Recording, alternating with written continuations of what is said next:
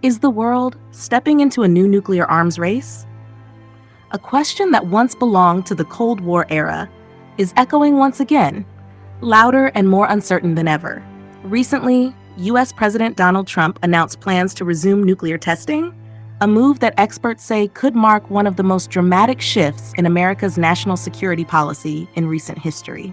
The White House, however, has remained silent. No clarifying statement, no official explanation. So far, no one knows for sure whether the president intends to test delivery systems like missiles and launch platforms, or if he's talking about something far more serious, the testing of nuclear warheads themselves. In a post shared on his social media platform, Truth Social, President Trump wrote, "Since other nations continue to conduct tests of their nuclear programs, I have instructed the Department of War, formerly the Department of Defense, to begin nuclear testing on an equal basis." He added that these operations would begin immediately, and that the locations would be announced later. In today's USMag report, we take a closer look at what this announcement could mean for the world and what experts are saying about its potential consequences. Stay with us. This is USMag. For many analysts, the timing of this announcement is deeply symbolic. It comes at a moment when global trust is already eroding and when old rivalries between superpowers are resurfacing in new forms.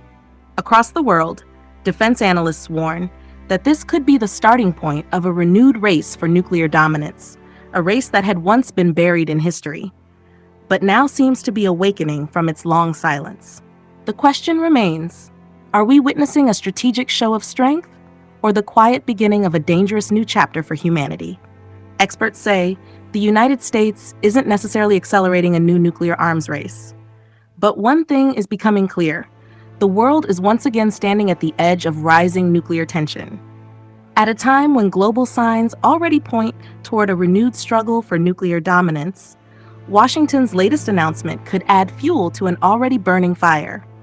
Jamie Wang, a research fellow at the Carnegie Endowment for International Peace, calls this moment deeply troubling. He believes the United States, Russia, and China may be entering a critical phase, a stage that could quietly open the door to a new and dangerous arms race. Wang reminds us that aside from North Korea, no other nuclear-armed nation has carried out a nuclear test in decades. That long silence may now be breaking. He warns that such a move from Washington could set off a chain reaction, pushing other powers to revisit their own nuclear strategies and possibly their test programs too. Across the Atlantic, in London, Daria Dolzakova, senior fellow at the Royal United Services Institute, or RUSI, believes Trump's statement might not immediately reshape global policy, but it carries something far more dangerous: symbolism. There are already so many forces, she says, that have driven the world closer to nuclear confrontation and proliferation than at any time in recent decades. Distrust among nations, modernization of arsenals, and the collapse of key diplomatic safeguards. Each has pushed the world one step closer to the edge. Dolzakova compares Trump's announcement to a drop of water falling into an already full bucket. A single drop, that might be enough to make it spill. The message from the experts is clear. The US may not be racing alone, but its move could reignite a competition the world once thought it had left behind. A competition for power, for dominance, and for survival. Across the world, old rivalries are stirring again. And at the center of these tensions are the nations that hold the world's most powerful weapons. Experts warn that several of the world's active nuclear powers are becoming directly involved in a growing number of global conflicts.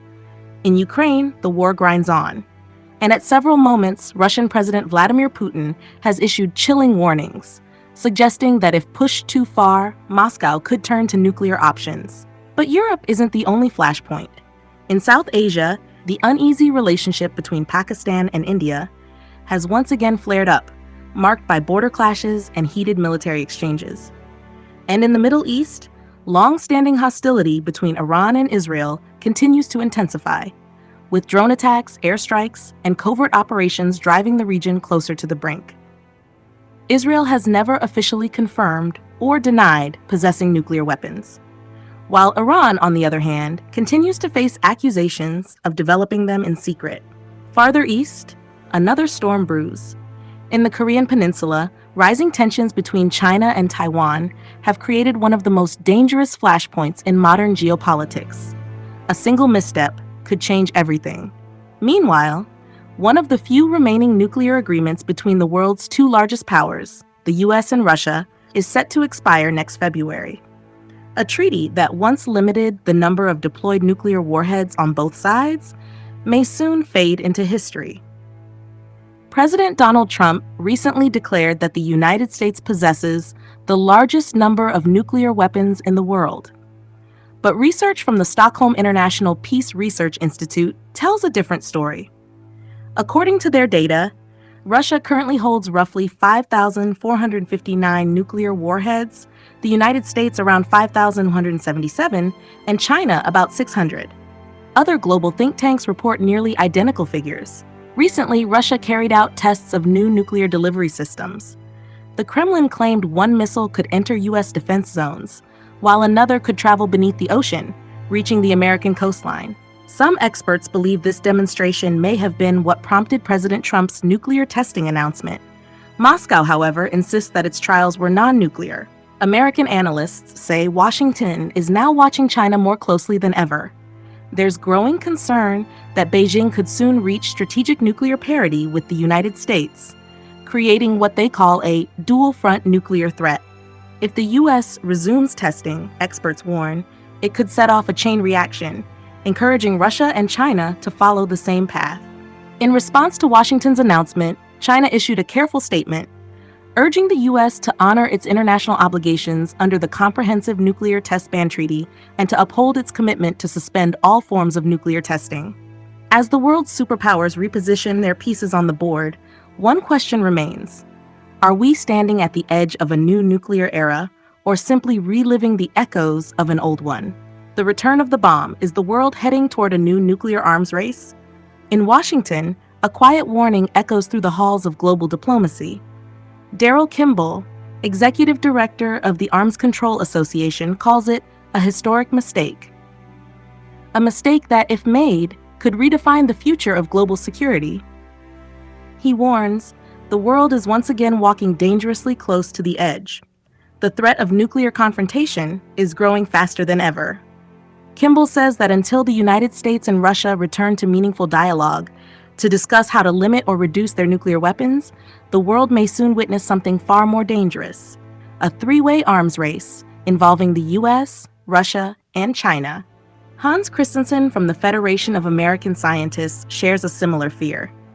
He says, for ordinary people, this moment is deeply unsettling. Because over the past 5 years, the danger posed by nuclear weapons has quietly but steadily grown. The United States last tested a nuclear weapon in 1992, underground, deep beneath the deserts of Nevada. But experts like Kimball believe that if Washington ever decides to test again, it would take at least 36 months to make that site fully operational. Today, America doesn't need explosive testing. It uses advanced computer simulations and non-destructive experiments to ensure its nuclear weapons remain functional and reliable. So scientifically speaking, there's no real reason to resume detonations. Analyst Wong adds another layer of concern. Even underground tests, he says, come with enormous challenges. You have to guarantee that no radioactive particles escape into the air, and that underground water systems stay free from contamination. But not everyone agrees. At the conservative think tank the Heritage Foundation, research fellow Robert Peters argues that the motive may not be scientific at all. He believes the reason could be political, a show of power, a signal to rivals. Sometimes, Peters says, a president might feel the need to demonstrate strength, to remind others who leads the global stage, whether that president is Donald Trump or anyone else. And while Peters admits that explosive testing might not have a scientific justification, he insists that being prepared for it isn't unreasonable. Yet, many other experts warn the opposite. They believe that even considering nuclear tests in today's fragile international climate would be dangerously reckless. The world's nuclear story began in 1945, the first atomic test, the birth of the bomb. Just months later, in August of that same year, the United States dropped two atomic bombs on the Japanese cities of Hiroshima and Nagasaki. Those moments changed everything. And to this day, the United States remains the only nation ever to use nuclear weapons in war. As the world faces new rivalries, political divides, and military ambitions, one question returns. Have we truly learned from the past? Or are we, once again, stepping into the same shadows? This is USMag. Thank you for watching. If you found this story insightful, like, share, and subscribe to USMag and tell us in the comments, do you think the world is heading toward another nuclear arms race?